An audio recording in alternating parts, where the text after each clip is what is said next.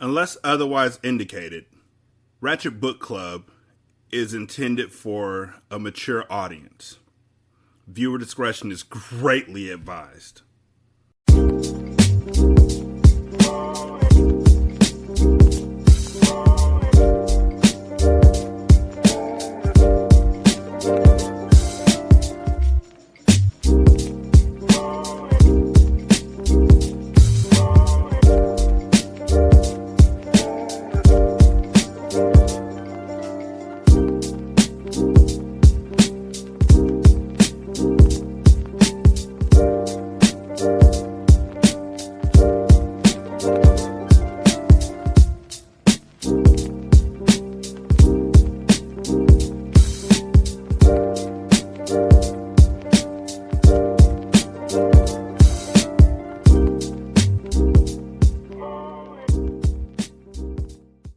Welcome to Ratchet Book Club, where we read hood classics and good classics. I'm Derek. 916-633-1537 is the voicemail number. Ratchet@gmail.com is the email address. And you can follow us on Twitter at Ratchet Book Club. So I guess that the tale aspect of the Tale of the Murda Mamas is done. We didn't really get to find out their biggest hits, all the ones that Fabian somehow had access to. And I guess it's done because Mia Moore woke up and is talking. And she can't be in two places at once because like matter can't operate in the same space. Something like that. Time Cop. Y'all watch it. I watch it all the time. I love it. But, yeah. Let's get to it. I guess this will be my last time playing this.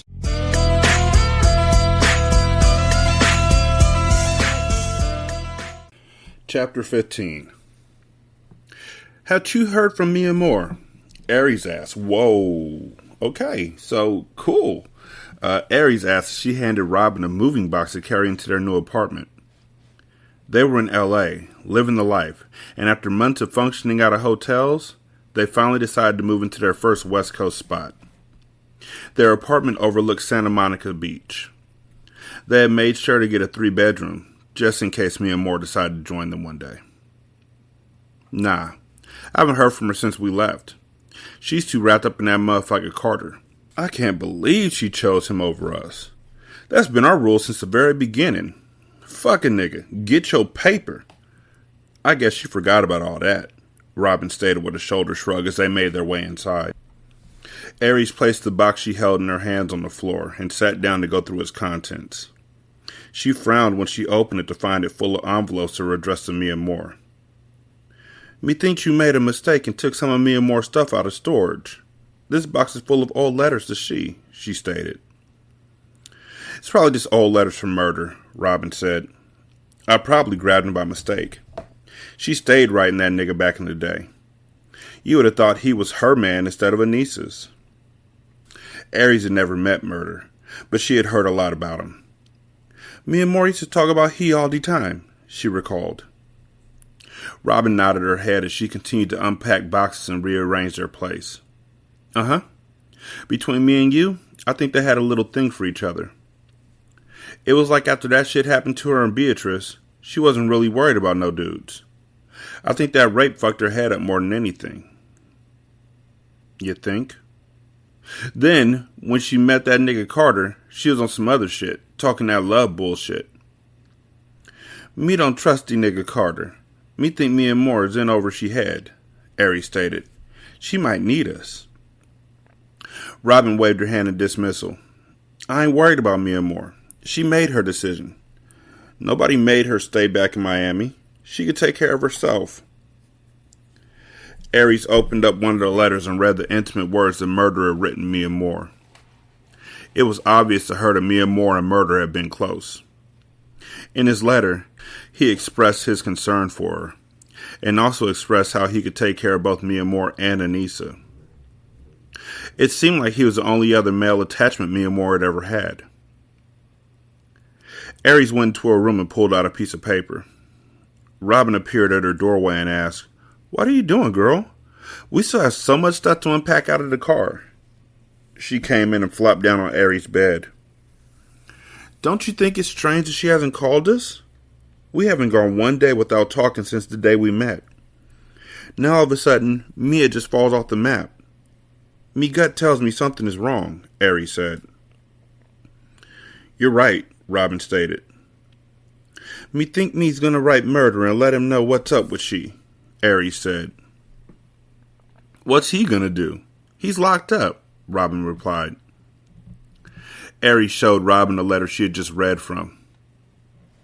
Murder. See, now I think that's Amazon's fault. Because they put murder on a whole different line, like a big ass gap. So it looked like a full sentence and then it wasn't. Aries showed Robin the letter she had just read from Murder.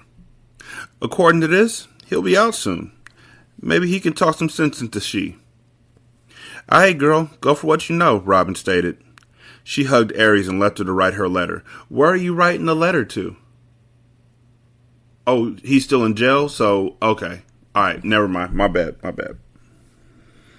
Murder walked on the platform of his tier, his khaki gel pants hanging slightly off his behind as he strolled towards his cell. He received much love from the other inmates, but he didn't deal with many. His business was still popping in prison. He survived in the joint by murking niggas who stepped out of line. He was paid with cigarettes, drugs, shoes, clothes, books, and basically whatever else an inmate had to offer. It was far less than what he had killed for when he was on the outside. But behind the walls was a completely different world.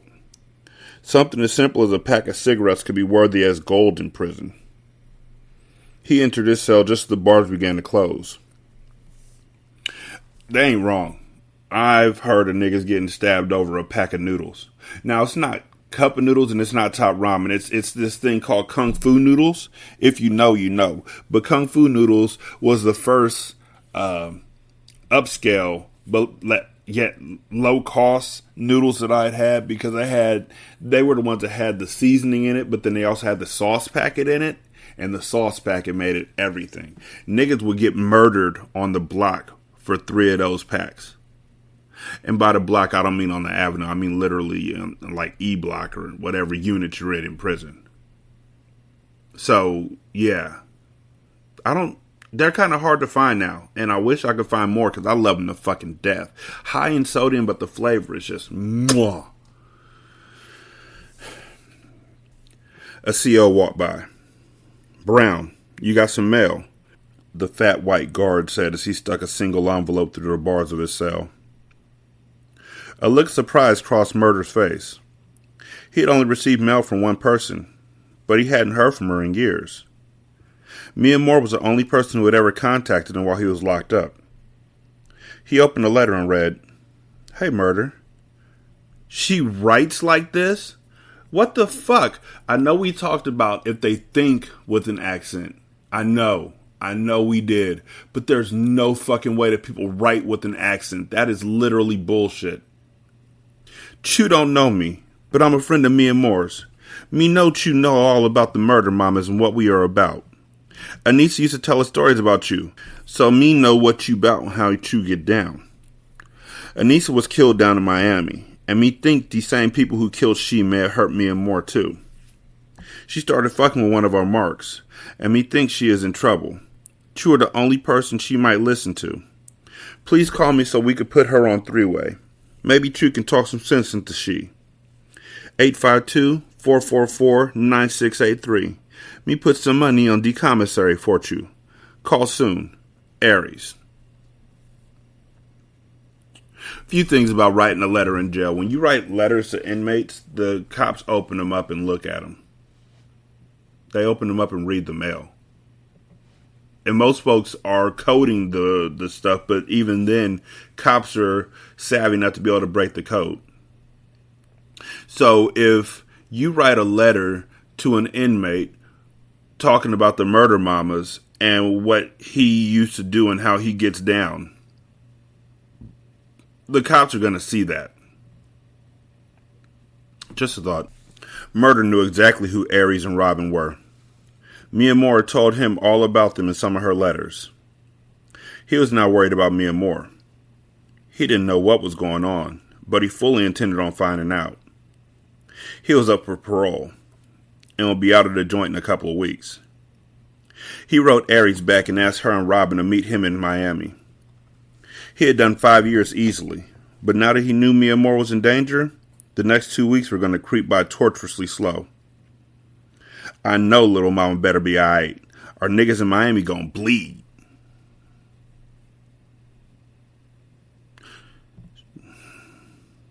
So now we know how the cartel is going to get by in the next book, because obviously I have books 1 through 3. The next books with nothing left in the actual cartel but Mecca and Carter and Zaire. I guess Murder's going to come after, hopefully he comes after Mecca. But chances are Mecca's going to murder him. Or Carter's going to murder Mecca. Also,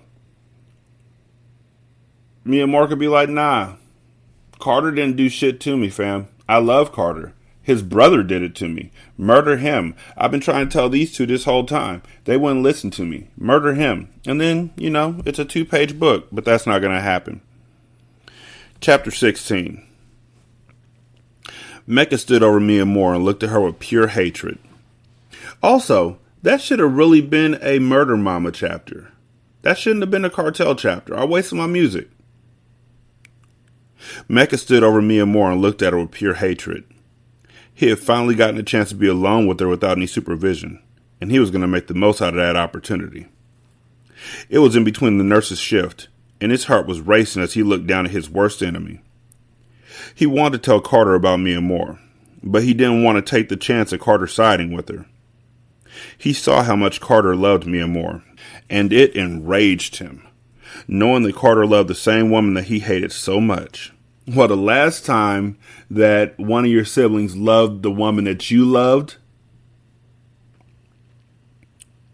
the last thing he wanted to do was be in a beef with his only remaining blood brother over a female.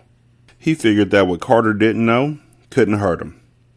This bitch got his head gone, but I'm about to end this game and send her to her maker, he thought as he stared over her, clenching his jaws. Mecca looked over his shoulder and made sure no one was coming just before he focused his attention back on his worst enemy. He bent down and began to whisper in Mia Moore's ear, hoping to God that she could hear him. He was unaware that she had come out of her coma earlier that day, so when she opened her eyes, it startled him. He saw the lazy look in her eyes and knew that she was weak. He was glad that she was conscious. Now she would know who was taking her life. Mecca was about to gain his sweet revenge. I hate you, bitch, Mecca whispered as he began to pinch her oxygen supply. I want you to die a slow death. I'm gonna finish what Fabian couldn't do, he whispered and smirked as he heard her heart monitor begin to beat faster. Mia Moore wanted to return the gesture by saying, fuck you, but she was too weak to even open her mouth. The only thing she could move was her fingers. Mecca looked down at her hand and noticed that she managed to stick her middle finger out. He chuckled as he pulled the pillow from under her head. Stopping her oxygen flow wasn't quick enough for her. He wanted her dead. He held the pillow up and prepared to suffocate her to death. Didn't he just say he wanted her to die a slow death, like a paragraph back? Maybe 2 paragraphs back? I want you to die a slow death. I'm going to finish what Fabian couldn't finish. Then, 2 paragraphs later, he wanted her dead. Stopping the oxygen flow wasn't quick enough for him. Mia Moore tried to say something, tried to call for Carter, but only a low, raspy grunt came out. Nobody can save you now, bitch, Mecca whispered. What's going on? Carter asked as he walked into the room. I was just fluffing her pillow, bro. Your sleeping beauty looked uncomfortable, Mecca said as he began to fluff the pillow, hoping that Carter didn't see what he was really trying to do. Carter smiled and walked over to Mecca and put his hand on his shoulder. I'll take it from here, he said, not knowing that Mecca was about to murder his only true love.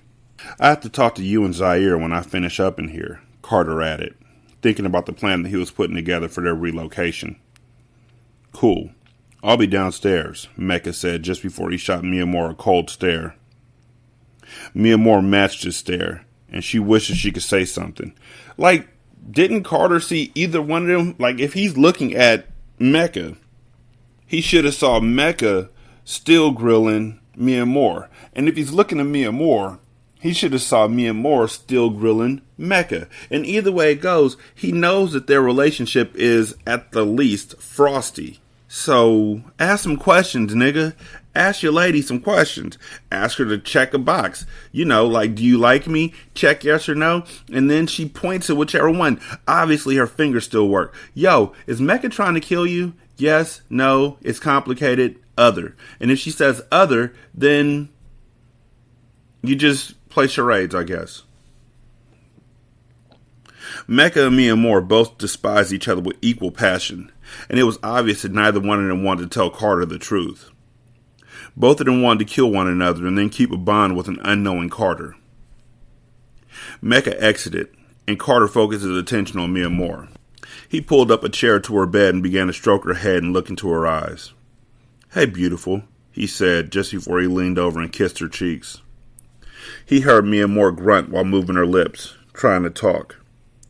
"Shh, save your energy, baby," he said as he put his finger over her lips. "The nurse said it will take a couple days before you're able to sit up or talk. You have to rest," he explained. Mia Moore looked into Carter's brown eyes and knew that he was the man she wanted to spend her life with. However, she knew that Mecca was trying to kill her. "I wish I could just tell him. Come on, Mia Moore, move your lips, talk," she thought as she tried to say something, but it was to no avail. "I have to tell him the truth. Will he love me? Will he understand and pick me over Mecca?" Wait. Just like a few paragraphs earlier, they did this again. That's amazing. 2 times in the same chapter. Just a few paragraphs earlier, they're talking about how neither one of them wanted to tell Carter the truth. Both of them wanted to kill each other and keep a bond with Carter. So now she wants to tell him, but she can't talk? Oochie wally wally, or is it one mic? Carter picked up Mia Moore's hand and kissed it softly. "I'm going to kill whoever did this to you. I swear. I know it's all my fault. I was in the middle of a war and never thought about my enemy coming for you," he said, feeling guiltier with every word. "Your brother's the one trying to kill me," Mia Moore thought as she heard the sincerity in his voice. She promised herself that if Mecca didn't kill her, she would tell Carter the truth as soon as she was able to. She was tired of running from herself.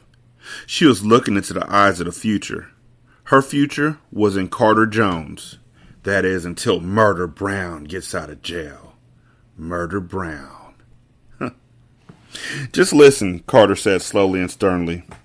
"After you get well, we're moving from Miami. No more wars. No more of the fast life. We can work on us and become one," he said, meaning every word of what he was saying.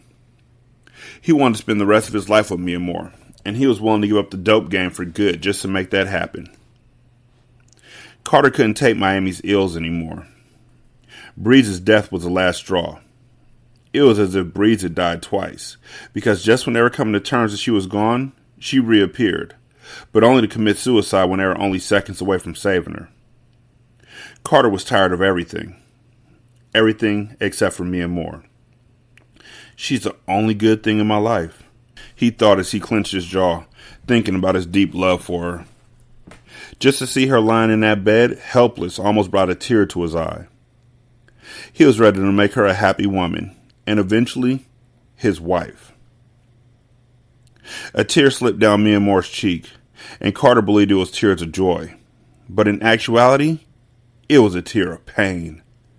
It pained Mia Moore to think about how she would have to tell him that she was connected to the man that killed most of his family, and that she gave the drink to Taryn that killed her, and that she was a killer.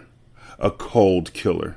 I mean, technically, you gave the drink to Taryn without knowing for sure that it was poison. You just knew you didn't want to drink anything Mecca gave her. So for the most part, I can get you away with spit. You didn't want to drink that drink because you thought Mecca had spit in it. So you gave to Taryn so then his mama would be drinking his spit. The nurse had just arrived, and Carter looked back, greeted her with a smile, and stood up. "Get some rest. I'll be back to check in on you in a while," he said as he pecked her on the forehead and exited her room gracefully. "Man, the fuck is wrong with you?" Zaire asked half jokingly as he watched Mecca take a shot at Patron. Mecca was noticeably angry and irritated. Nothing. I'm good, Zai, he said, thinking about how he couldn't get to Mia Moore. I'm gonna kill that bitch tonight. I don't give a fuck. She gotta die, he thought as he tried to conceal his feelings from Zaire, who was staring at him like he was crazy. You sweating and shit? I'm just saying, you look like you got something on your mind, Zaire said as he sat on the couch. Before Mecca could respond, Carter entered the room. Yo, fam, I need to talk to y'all for a minute, Carter said as he sat on the Italian leather couch next to Zaire. Mecca sat across from them and wanted to hear what Carter had to say. Our time has passed with this organization. We have to clean our money and get out of the game. I've been talking to a couple of business associates, and I'm putting something together for us in Phoenix.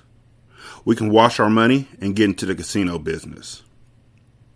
A casino? Zaire asked as he sat up, not expecting to hear what was coming out of Carter's mouth.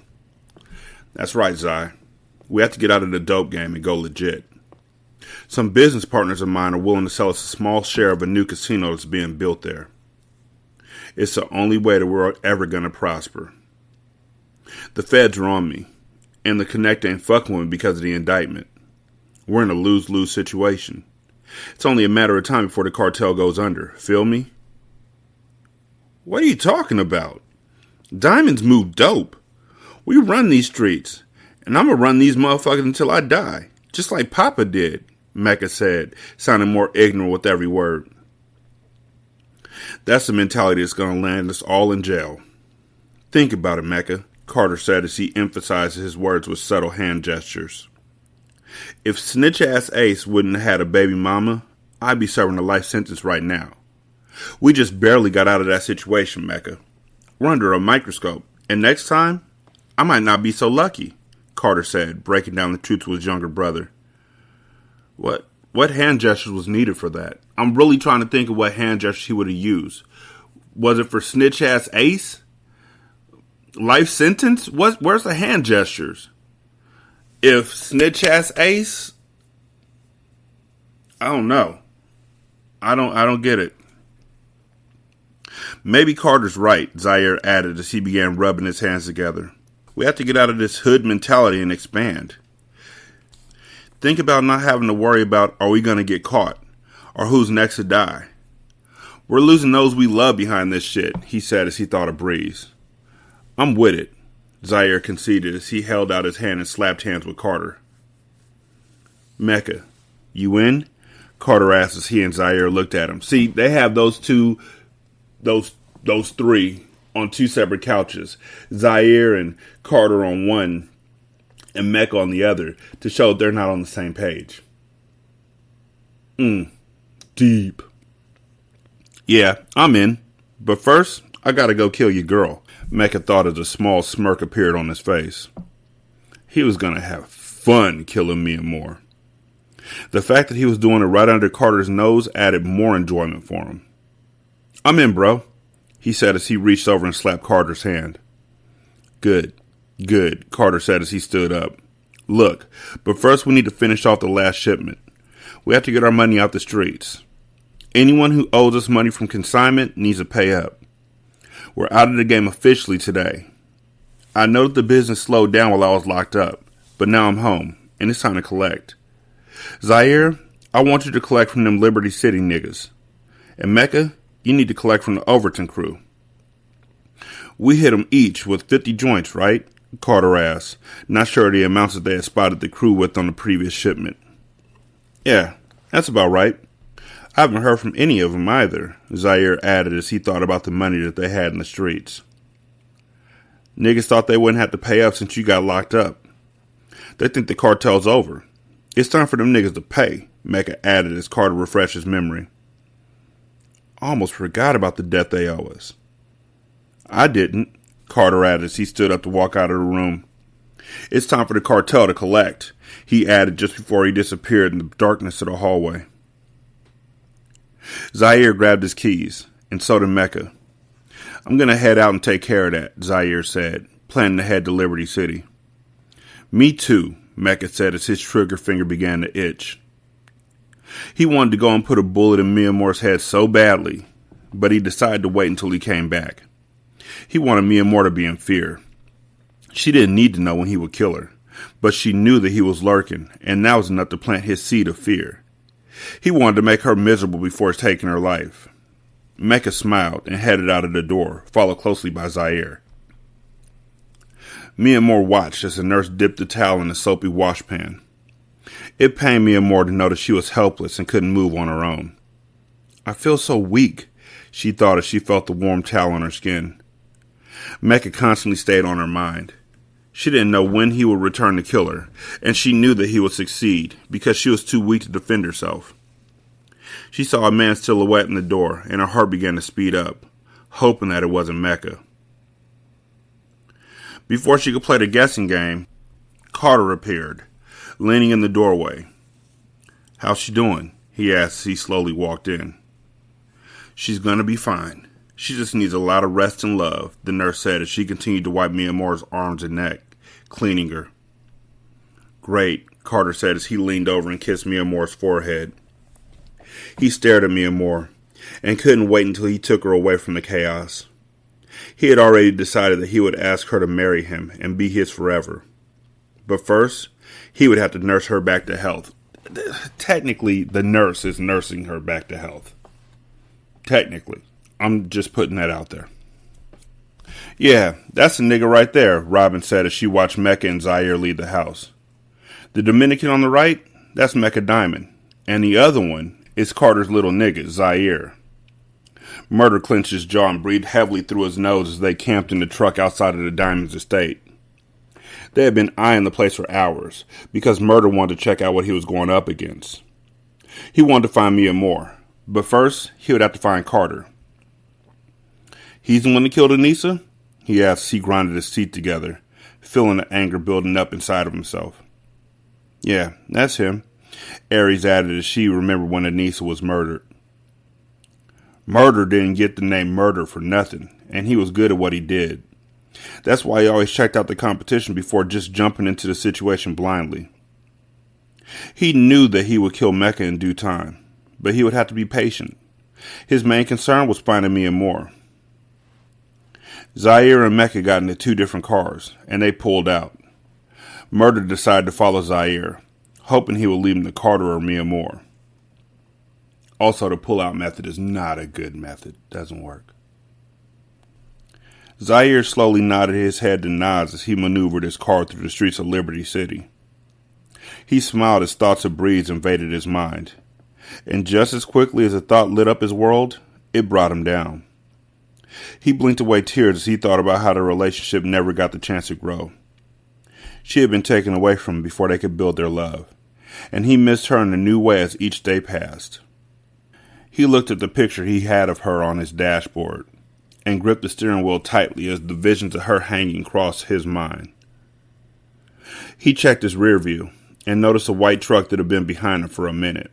"What the fuck?" he thought to himself as he switched lanes, and just as he expected, the truck switched lanes also. He then knew he was being followed. Just to be sure, he made two rights hitting each block with speed, and the truck followed him.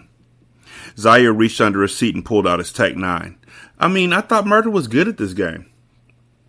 I thought the Murda Mamas were good at this game. Trailing people. Targeting them. Scoping them. Casing them. They ain't doing a good job of it at all now, and honestly, to be serious about it, the Murda Mamas track record ain't too good anyway because Mecca recognized the car trailing him when he was going to when Anissa got murdered. So, yeah. He sat on his lap and glanced at the truck once again. He wasn't about to play the cat and mouse game, so he decided to see what was happening. He approached the red light, and the white truck was behind him about 2 car lengths. He tried to look and see who the driver was, but the black tint kept him or her a mystery. Zaire threw his gear in the park and hopped out with his gun in hand. He pointed at the truck as he walked towards it. "What's good, my nigga?" he yelled as his jaw tightened. He was ready for whatever.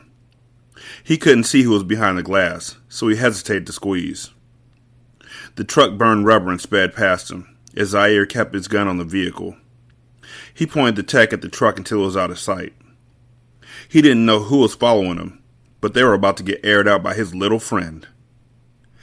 Zaire hopped back into his car and headed up to Liberty City to pick up the rest of the cartel's money. Whew!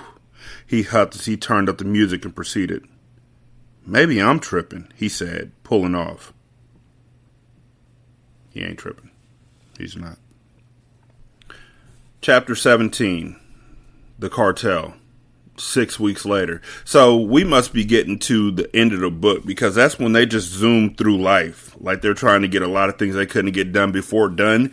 But if it's 6 weeks later, then that means that Mecca is really bad at trying to murder niggas, because Mia Moore's still alive 6 weeks later, I'm hoping. And that also means that Mia Moore kept it a secret for some reason, which makes no sense based on what they were saying in the last chapter. Carter's eyes were bloodshot red as he sat near Mia Moore's bedside. His worry for her had taken a toll on his body. He hadn't gotten a good night's sleep since finding her, because he sat in the rocking chair in her room all day and all night to make sure she was okay. He was grateful that she had come out of her coma, but she was still so weak, and he felt that he needed to be strong for her. He wanted to keep her spirits up until she was fully recovered. He leaned forward in his chair and rested his elbows on his knees as he sighed. He watched her stir in her sleep slightly. No, no, she groaned while still asleep. She began to struggle and lash out as if she was fighting someone. Carter stood and approached her bedside. Mia Moore, he said. Wake up, Ma. No! She screamed as she sat straight up in bed and fought against Carter. It was dark in the room, and Mia Moore had been dreaming of Mecca killing her. For 6 straight weeks, huh? When she awoke and found a man by her bed, she thought that he had come for her again. She was sweating and her breathing was labored. She was shaking, the terror in her heart paralyzing her, while her eyes darted wildly around the room. Mia Moore, it's me, baby. It's just me, Carter said soothingly as he held on to her tightly. When Mia Moore heard Carter's voice, she broke down in his arms. He's going to kill me, she sobbed as she held on to him like a frightened little girl clinging to her father.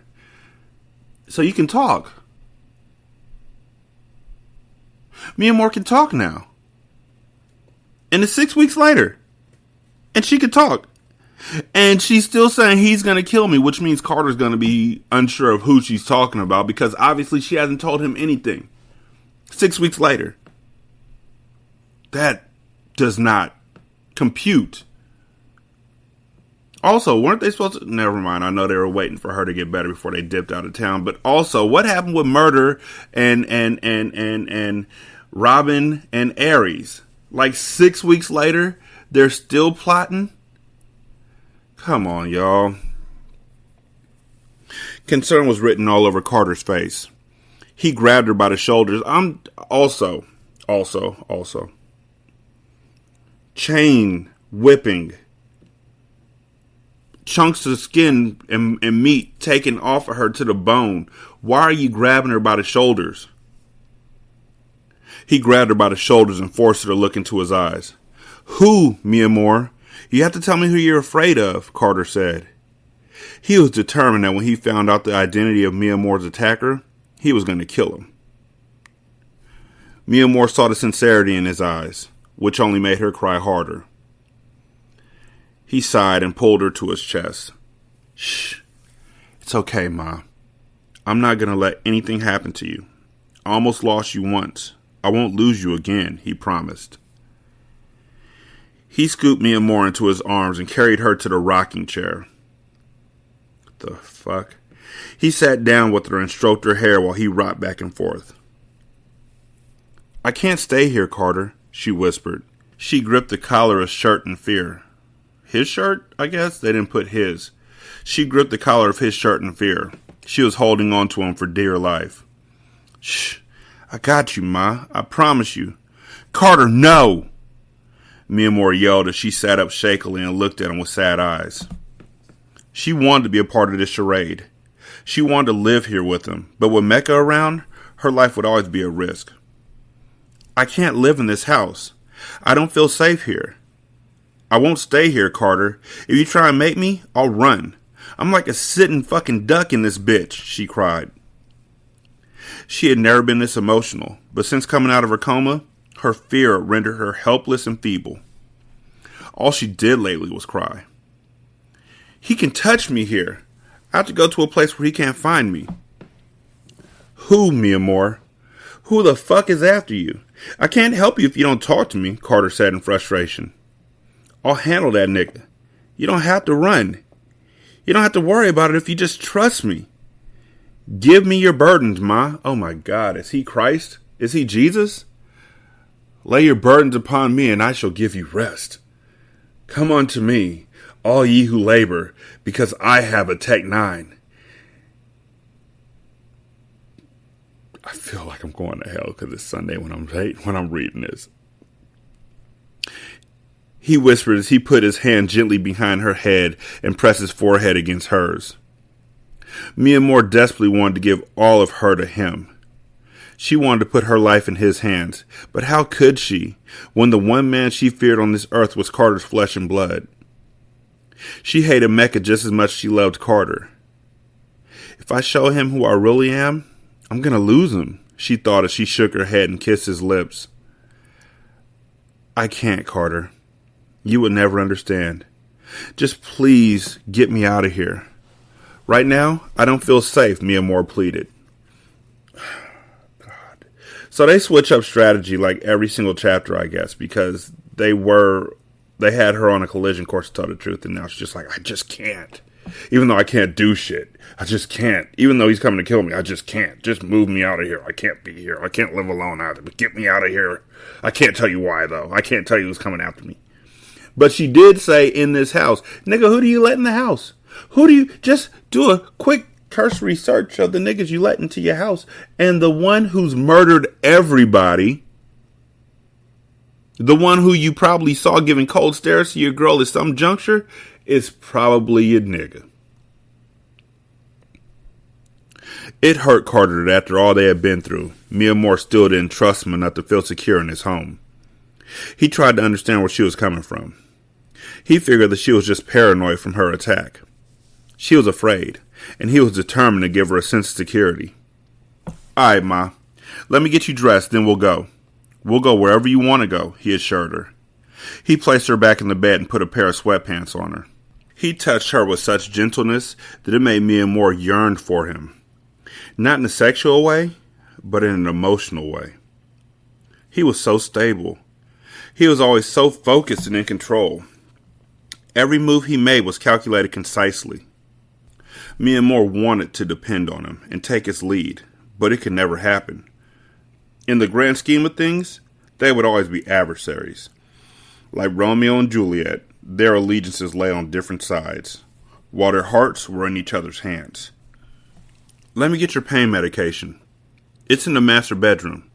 I'll be right back, Carter said before kissing the top of her head. I bet you while he's gone, Mecca's gonna pop up just out of nowhere like Snoop Dogg from behind the fucking staircase on Half-Baked. Just look up Snoop Dogg Half-Baked on YouTube. It's not that difficult. She nodded and watched him disappear into the hallway. This man is my soulmate, but we can never be together, she thought grimly. She looked over to the nightstand that was beside the rocking chair. A gun lay on top of it. She swung her legs over the edge of the bed, wincing in pain as she stood to her feet. Her legs felt like jello, but she used all of her energy to make it over to the stand. She leaned against it and took deep breaths as she grabbed the gun. Holding the pistol in her hand caused a wave of relief to wash over her. She gripped it as her head hung on her chest, and she inhaled deeply. So she's going to end up killing Mecca, and then she's going to try and tell Carter what Mecca did to her, and Carter's not going to believe it. Mia Moore had been through hell, and she would never be the same woman she was before. Her body was scarred for life. She would never be able to forget what had happened, because the war wounds would be a constant reminder of her plight. Like a Jew who had been terrorized by Hitler or a slave that had been victimized by their master, Mia Moore would always remember. feel like somebody sat there and was like, ooh, that's deep. Ooh, that's it. That's a move. Ooh, that's deep. Ooh. She would always feel the pain. She would always harbor fear, resentment, insecurity. She would never forget. Mecca had changed her life for the worse, and now she had to refocus. She had to retrain her body, and she had to regain composure over her emotions because she was determined to get back at Mecca. But she didn't have a choice but to wait. She had to give herself time to heal. Carter came back into the room and frowned when he saw Mia Moore standing. He rushed over to her. "What are you doing? You shouldn't be on your feet," he said. His eyes went to the gun in her hands. He tried to take it from her, but she shook her head. "Don't, Carter. I need it," she whispered seriously. Carter picked her up, and with the gun in her hand, he carried her out of the room. All of the luxury inside of the house meant nothing to Mia Moore. By being there, she was in Mecca's territory, and she refused to stay. She clung to her man and kept her finger on the trigger of the gun as he carried her outside to his car. After making sure that she was secure in the passenger seat, he hurried around to the driver's side and they pulled away. Murda sat up in his seat when he saw Carter carrying Mia Moore out of his house. It was the first time he had seen her in 5 long years, and it was evident that she was badly injured. His blood boiled at the thought of someone putting their hands on her, and the intimate way that Carter handled her enraged Murda even more. "I'ma handle that nigga personally," he thought as he palmed his pistol and leaned low in his seat as he watched Carter drive by. Murda pulled out into traffic and followed. This was the opportunity he had been waiting patiently for. There were no bodyguards surrounding Carter. It's just me and him. This motherfucker riding around with my shorty like she his bitch, Murda thought angrily. I'm about to claim that and wipe him and his people off the map. Nigga, you've been locked up for 5 years, and I could have swore that you had said. Like I told you before, it's not meant to be for us, but it don't stop me from wanting you. Like, you're fully aware that y'all can't be together.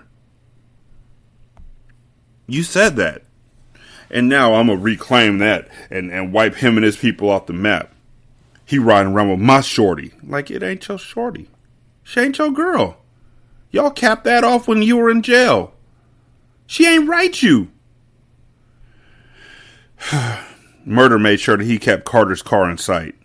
Now that he had seen Mia Moore, he was more determined than ever to bring her home. Anger pulsed through Carter as he drove in silence. He was livid, not with Mia Moore, but with whoever had instilled so much fear in her heart. He stroked her hand reassuringly as he sped through the city streets, headed towards the Four Seasons Hotel. Mia Moore didn't ask him where he was taking her. She trusted that he would take her to a place where she couldn't be touched. When they arrived, Carter didn't let Mia Moore's feet touch the ground. Seeing her so broken was tearing him up inside. All he wanted to do was treat her like his queen, and if tucking her away inside a fortress was what she wanted, then he would give it to her. He picked her up, and she nestled her head into his chest. He tucked the gun inside of his jacket so it wouldn't be visible as he took her inside. "I need your presidential suite," Carter said to the front desk clerk. The young man behind the desk looked awkwardly at Carter, who was still holding his woman in his arms. "Now!" Carter reinforced with authority. When Carter entered the room, he laid Mia Moore down on the bed. "Close your eyes, Ma. You're safe here.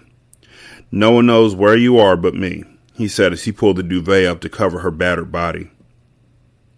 Tears accumulated in her eyes until they were so full that they had nowhere else to go but down her face. "Will you hold me?" she asked. Carter removed his clothes as Mia Moore's eyes took him in. Her love button began to throb as she admired his chiseled abdomen and chest. He stood before her in nothing but his boxers. He was exquisite, the ideal specimen of a man in every way. He was an Adam to her Eve, but seeing his perfection tonight brought her insecurity about as she reached up to touch her face. She had yet to look at herself in the mirror, but she knew that she didn't look the same. Her face felt differently, as if Mecca's fists and torturous beating had rearranged her features in the worst possible composition. Carter climbed into the bed and spooned Mia Moore from the back. I can't keep you, she whispered. I'm all fucked up. I can feel it. My face isn't the same. Everything about me's fucked up. My body, my face, my heart, my soul. She spoke so low that Carter could barely hear her. You can't keep me away from you, Ma, Carter said, his lips gracing her ear. He stood up and retrieved a mirror from the vanity. He brought it over to Mia Moore. Her hand shook as she reached for the antique handle. When her face came into view, she had to put her hand over her mouth to stop herself from crying too loudly. She couldn't bear to look at herself. Her face was almost unrecognizable. The left side of her face suffered a broken jaw and was healing, but remained swollen and bruised. The blood vessels near her left eye were permanently damaged, and a green bruise would always remain near her temple, not to mention the many cuts that marred her once smooth skin. Everything that she loved about herself was non-existent. All of her perfect features were destroyed. How can you even stand to look at me? She asked as she tossed the mirror aside. I'm not even the same woman you used to know. Now, her face reflected the way she always felt inside. Ugly, scarred, and bruised. She had always felt like damaged goods. Mia Moore, you're beautiful, Ma. Everything about you's beautiful, Carter whispered as he climbed back in bed with her, holding her tight. Do you know how fucked up I was when I thought I'd never see you again? Mia Moore didn't answer, so he continued. I was lost, Ma. You were made for me. These scars show you're a fighter. You're supposed to be dead right now, but you're not. Your body will heal, Mia Moore. You just have to give it time. But I love you for what's inside you. You're my lady, forever, he whispered as he took her hand and held it up for her to see. He knew that she had been in so much pain lately that she never even realized that he had slipped a diamond ring onto her finger. She gasped when she finally noticed it. Be my wife. Okay, so if I put a ring on your finger, you're going to feel that pressure on your hand unless your hands are completely numb. Like you're going to feel that pressure on your finger at some point, like a little pinch. If you wake up and you feel a little pinch where a pinch wasn't before, at some point, maybe? I don't know. Mia Moore was sobbing so hard that she couldn't form the words to respond. Carter kissed the back of her neck. I don't want to see you cry, Ma, he whispered. I know you love me, Mia Moore, but you refuse to let me all the way in. Trust me. Let me protect you. Let me see all of you. You won't like what you see, Mia Moore admitted with sorrow in her tone. Carter's lips made their way south as he kissed from the back of her neck to her shoulders, to her back, and further on. He parted her legs and slipped his tongue in between her thighs. The intense pleasure temporarily erased her pain as a sigh escaped from her lips. You don't really know me, Mia Moore moaned as she allowed him to kiss her inner thigh. She could see the top of his head as he slowly traced the creases of her vagina with his tongue. Teach me, he responded. He pulled her southern lips apart, revealing her pearl. Trust me, he said as he took it into his mouth, causing Mia Moore to squirm underneath him. Marry me, he whispered as his tongue made love to her clit, plucking it like a delicate flower. The heat from his mouth drove her crazy, and her eyelids closed in ecstasy. Her love for this man was so deep that from the very first time she saw him, she knew that he was her Achilles heel. He was one of the few people who had ever actually gotten her to feel. She experienced emotions with him that she never knew existed. He had found her and nursed her back to health. He loved her despite her appearance, but she wasn't sure that he would accept her once he found out who she really was. Her soul rained as teardrops graced her cheeks. Her cry was inaudible, but her heart was bleeding for the love that she needed, but she knew that it was one she could never have.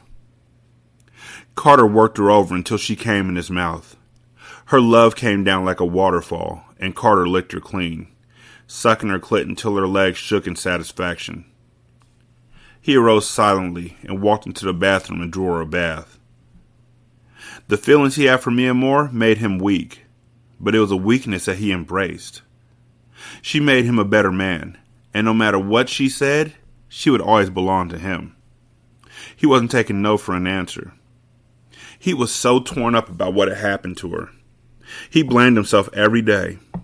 He just wanted to make her happy. After everything he had lost in the war with the Haitians, she was all he had left. As he sat on the side of the tub and watched it fill with water, he felt himself becoming emotional. I let this happen to her, he thought. He felt her arms envelope him, and he looked up to see her standing there. Her health had come a long way since the day he had found her close to dead in the hospital, but she still needed to rest. He knew that it had taken a lot out of her to come and check on him. As he looked up into her eyes, he saw the woman his heart was meant for. She was a fighter, but he didn't want her to have to endure any more anguish. He had to be strong for her. He quickly restored his composure and pulled her down onto his lap. I'm sorry I wasn't there to protect you, he whispered, his words stopping in his throat. Hearing the stress in his voice caused Mia Moore to close her eyes in torment. I have to tell him. I can't let him think that he did this to me. I can't hurt him like this. He thinks he loves me, but he doesn't even know the real me. I'm the reason why everyone he loves is dead. I can't marry him. There's no way we can ever be together, he thought dismally. Even if she agreed to marry Carter, in her heart of hearts, she knew that it would never happen.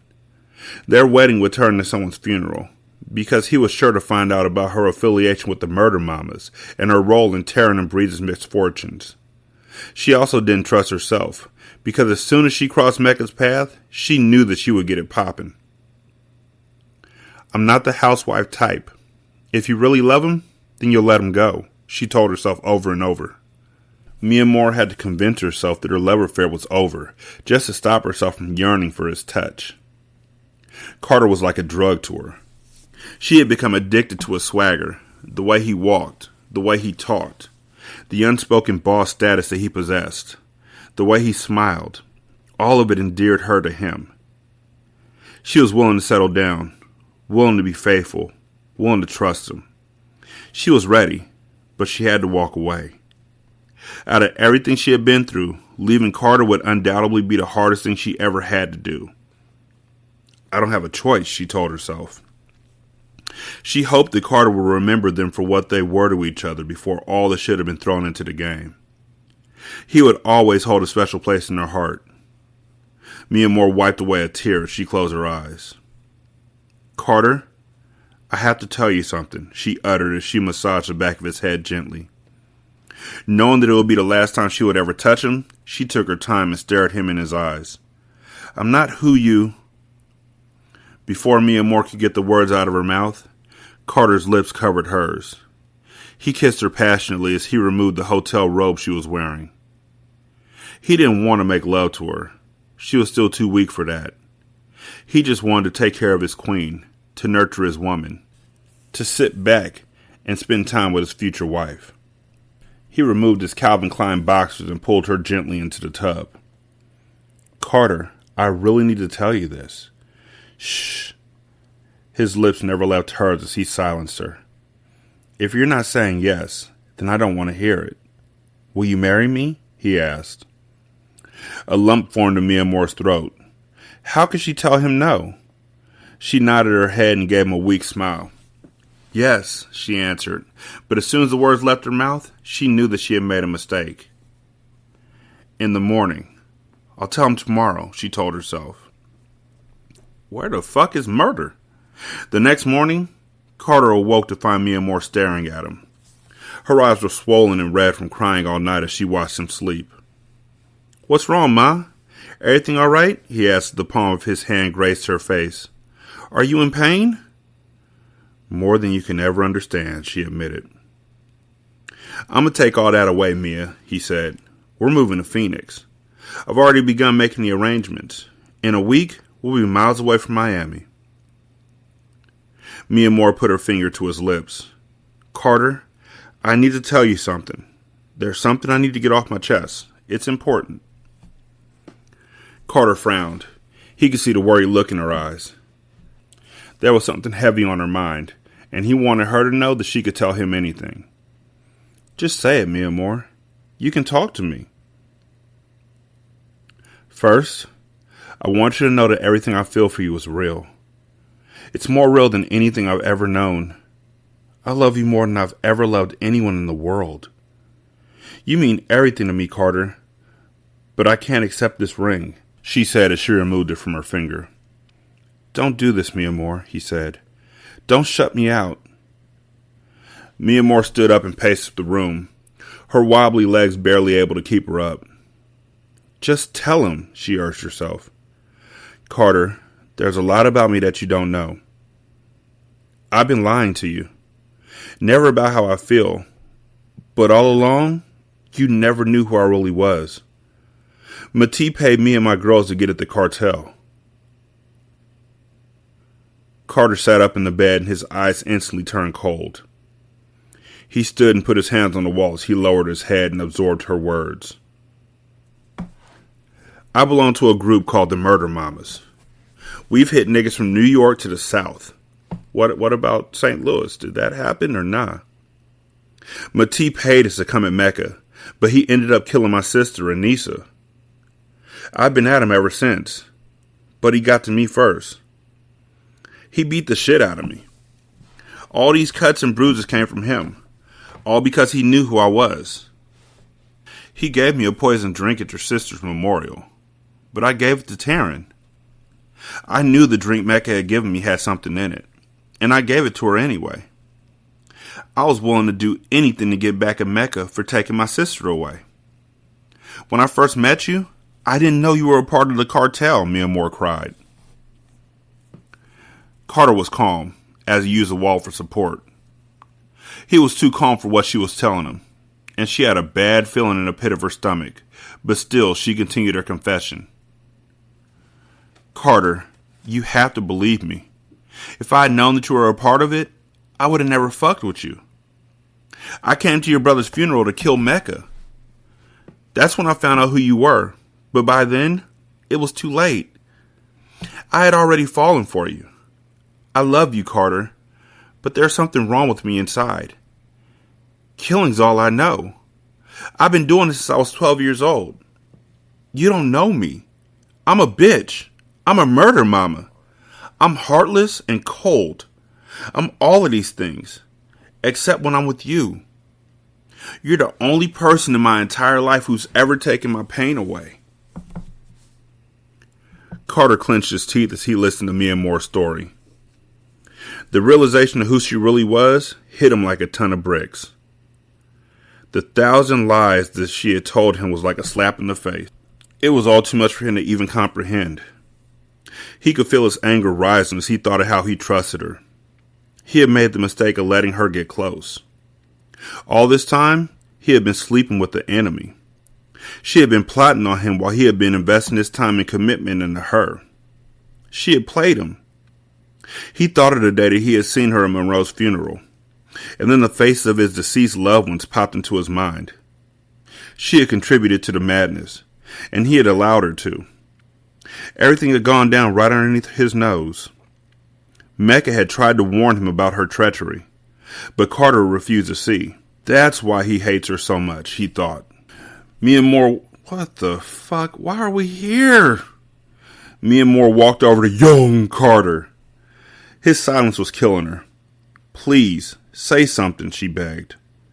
Carter didn't even feel himself react until it was too late. I'm not even going to turn the page. I'm not even going to look at it. I haven't turned the page. I bet you he's choking her. And he's going to be choking her right when Murder walks in. Then I hope Murder fucking murders him. Because there's no fucking way that you could be like this over this shit. You knew her just as long as you knew your family. And you didn't even like Mecca. You didn't even like your family.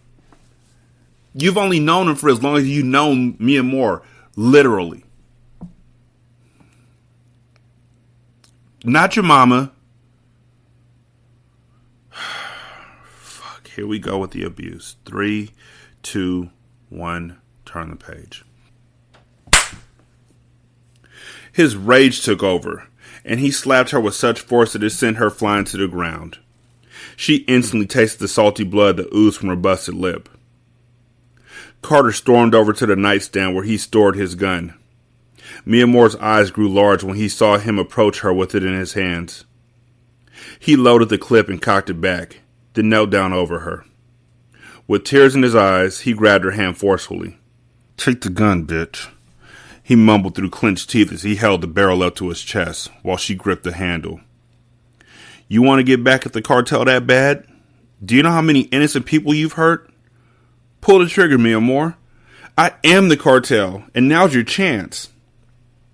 Mia Moore lay beneath Carter with the gun in her shaky hands. "Carter, don't do this," she beseeched. "Kill me, you grimy bitch.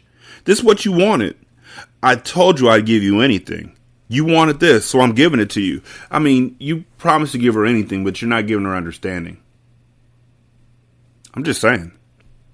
Carter was so livid that he was foaming at the mouth, and his grip was so tight on her hand that it felt like her bones were crushed from the pressure. Mia Moore never let anyone test her or even speak to her in such a way. Carter was pulling her card, and her murderous instincts clicked back in slightly as she glared into his eyes. He was challenging her, calling her bluff, daring her to shoot him. This motherfucker must not know, she thought as her nostrils flared. Mia Moore was like a pit bull. When she was docile, she was one of the most loyal and gentle creatures in the world. But when provoked, something inside of her snapped, and once she clicked on, it was very hard to turn her off. Mia Moore's finger wrapped around the trigger, but when she looked into the eyes of the man she loved, she couldn't bring herself to finish what she had started. Too many things had changed.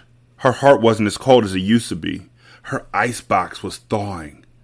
She had an icebox where her heart used to be. But somebody left the door open and all the ice melted overnight, and now the meat is all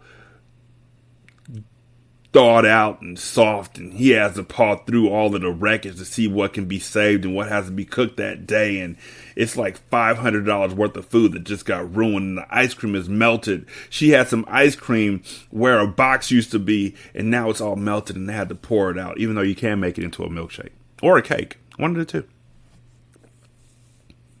"I can't," she wept. "I can't."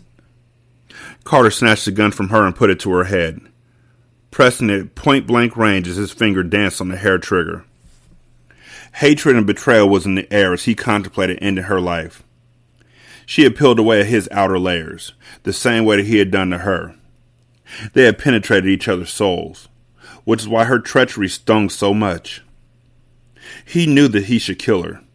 She deserved to die, but not at his hands. He threw the gun across the room as he arose to his feet. "Get the fuck out," he said calmly, but Mia Moore didn't move. Instead, she rolled onto her side as she cried.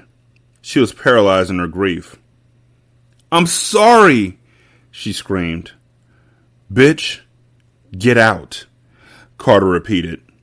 His voice roared throughout the suite, and he showed no mercy as he dragged Mia Moore across the hotel room floor, disregarding her already injured body. "Carter, no, please," she yelled as she fought him. She was fighting to stay in his life. With all the energy she had left, she was clinging to him because she knew that once she let go, he would no longer be hers. By the time he got her out of the suite, he was sweating and out of breath, and she was curled up in the hallway. "What am I going to do?" she cried while looking up into his face. He showed no emotion, no sympathy, no love as he turned on his heels and re-entered the room. He snatched her phone up and then tossed it into the hallway beside her. "I don't give a fuck what you do, Mia Moore," he said, the tone of his voice revealing his disappointment. "I'm done. You have 5 minutes to call a cab. If you're not gone by then, I'm going to finish this. And unlike you, I will be able to pull the trigger," he threatened. He took one last look at her and shook his head in disgust. She could see the hatred in his eyes. There was nothing left to say. It was over, and he had tossed her out with nothing. He slammed the door in her face, closing the best chapter of her life. You ever roll your eyes so much you feel like you're going to fall asleep? 916-633-1537, ratchetandratchet@gmail.com, Ratchet Book Club on Twitter, patreon.com/single simulcast, buymeacoffee.com/sscast. You can get exclusive content there. can also help us buy books, movies, things of that nature. Leave a review on Podchaser. You can leave a review for separate episodes or for the show as a whole. Do both. You can also leave a review at Apple Podcasts and Stitcher. Thank you so much for listening. I do greatly appreciate it. Y'all be good. I'm going to holler at you later. Peace. I don't like this ending at all. I don't. I mean, it's not the end. There's like more chapters, but I don't like it. I don't like the way that turned out. It's 3 more chapters. I'll holler at y'all later. Peace. I mean, what was I expecting though? Understanding? Like, in these books, the women are supposed to be the ones who put their true emotions to the side, like their feelings of anger or disbelief or distrust or betrayal. They're the ones who put it to the side and always come back to the man. The men don't, which we've seen, because he's done a lot of shit to her, either knowingly or unknowingly, and she just shrugged it off. And I know, I mean, it isn't like I said, it ain't like she murdered anybody in your family. She didn't. She ain't good at her job, fam. She didn't kill Breeze. She didn't kill Money. And the fact that they're still walking around with the secret that Mecca killed Money is beyond me. But she didn't kill anybody. She tried. Yeah, she also failed a lot. Taryn was honestly Mecca's fault. Her saying she knew poison was in it, she didn't say she knew poison was in it. She said she knew something was in it. It's still Mecca's fault. And you need to see that for what it is. Y'all be good. I'ma holler at y'all later. Peace.